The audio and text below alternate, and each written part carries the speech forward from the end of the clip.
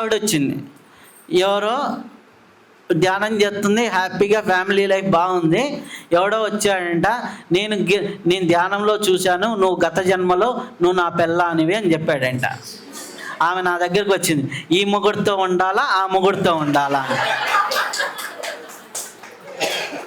నా టేబుల్ మీద, నా జాతకం టేబుల్ మీద జరిగేది ఇదే.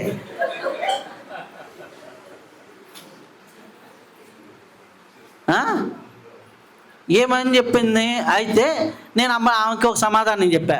ఓకే అమ్మ, చెప్పినోడికి ఒక మాట చెప్పు, నెక్స్ట్ జన్మలో నువ్వు పందై పుడతావు, వాడు కూడా పందై పుట్టమను, అప్పుడు హ్యాపీగా ఉందరు అంటే, అది ఎట్లా, నేను పందిని ఎందుకు పుడతాను అన్నాడంట. అది ఎట్లా చెప్తారు, నేను చెప్పిందే కరెక్ట్ కదా. నువ్వు గత జన్మని చూసావు, నేను ఫ్యూచర్ జన్మని చూశానని చెప్పమని చెప్పా.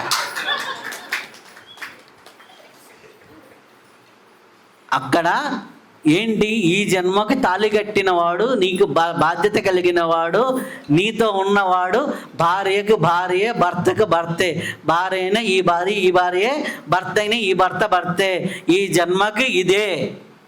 ఓకే, ఈ కర్మ ఇదే. అర్థమైందా?